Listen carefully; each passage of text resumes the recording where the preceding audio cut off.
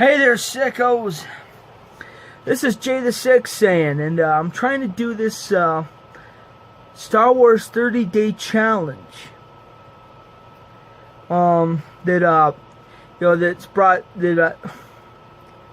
not brought to you, but this 30-day challenge, it was introduced to me by Hello Greedo, the YouTuber, and I will post a link to his channel in the description box.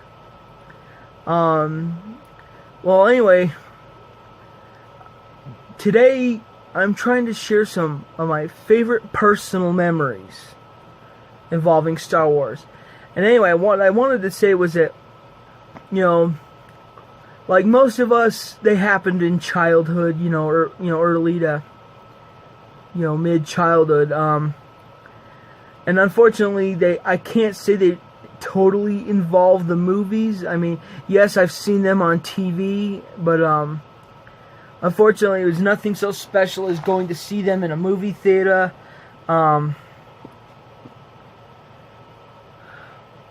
Because Return of the Jedi came out in 1983, and I was only 2 years old at the time, so there's no way in hell I would have remembered that at that age.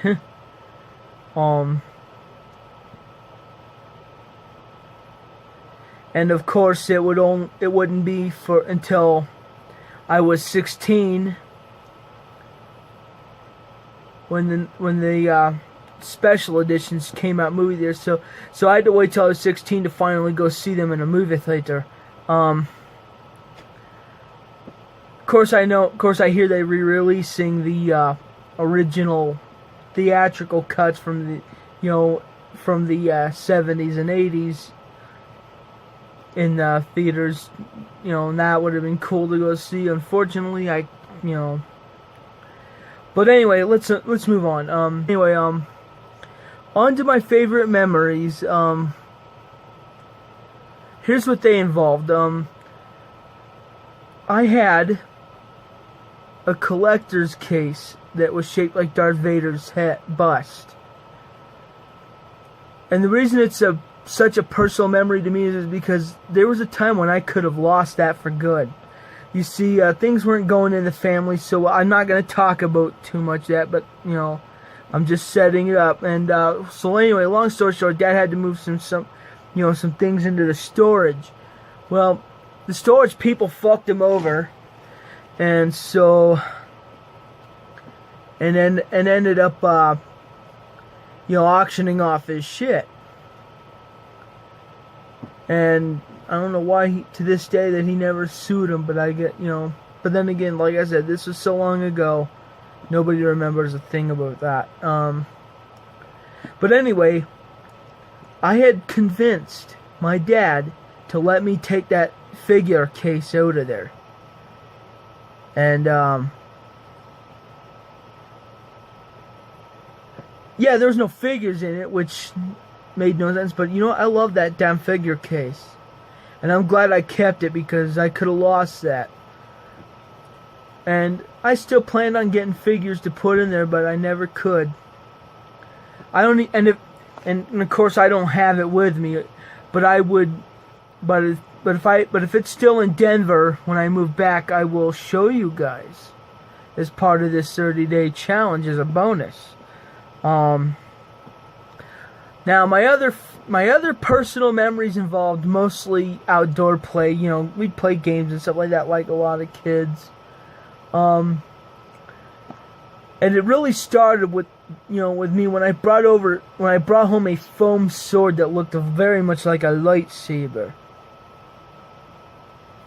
And so we started a tradition to where we would be outside playing Star Wars. I was different random characters most of the time. I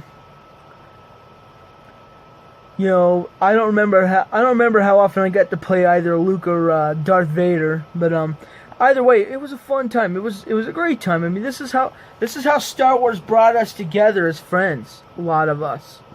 And that's one of the reasons why that's such a special memory to me too. Another personal memory of mine, actually, as a bonus, I had figured out just recently, about 3 or 4 years ago, I had been told by my mom that her cousin was actually one of the choreographers for episode 4, A New Hope. So, I thought that was pretty cool, and I thought I'd share that as a bonus. And I'm trying to think of what other parts of the memory I mean, because I've had different parts of these personal memories. I mean, I can't honestly pick one. That's just how good Star Wars is to me. Oh yeah, I wanted to talk about the toys. Here's part of the other special parts. Excuse me, I got tongue twisted, but here's the other significant parts to my personal memories, and here's why it's personal to me, because I could have never had these either. Just like I almost lost my figure case. Well, I was at a Goodwill. I mean, never was a rich kid, and I'm still not. So a lot of this stuff we got secondhand. Well, anyway, I was walking around to Goodwill. What am I, German? Anyway, I walked around to Goodwill, and I saw on the shelf a huge, about that big, Millennium Falcon playset. It built to scale in order to fit the the Star Wars figures that are like G.I. Joe size. So I convinced my dad to get that for me when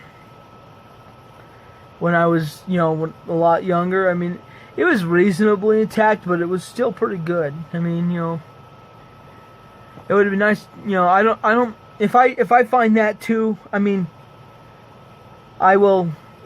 Show everybody. Like I said, I don't know what's. Because like I said, it's been 10 years since I left, and my room has since been cleaned out and rented out. So, the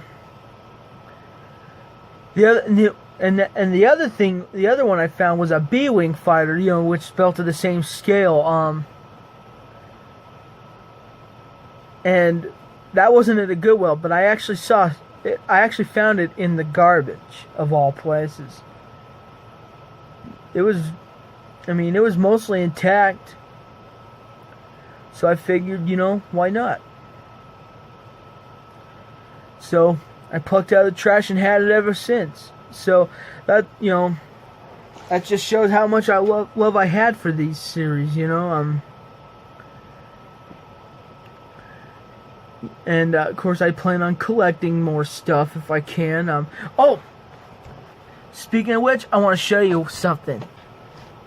Real quick. I mean, because I'm such an avid collector of it. I mean, it's not an actual mouse droid, but it came in a cereal box, and because it was Star Wars, I decided to keep it. Anyway, it's kind of like it's a viewfinder mouse droid. And to be honest, all it has is a single picture of a mouse droid. I mean, honestly, as far as functionality, I'll admit it, it's pretty lame, but it's good for part of a collection. Well, I guess that's I guess those are my personal memories. Or my favorite personal memories. Even though I was only really supposed to have only one, but with something like Star Wars, you can't have just one. Anywho, I guess that's it. I'll see you guys tomorrow or later today, because of shit. Again, I want this to be a happy video, so I'm trying not to spread negative vibes. So anyway, I guess I'll see you mañana. This is Jay the Sixth Dan. Scout your power levels later. Banzai!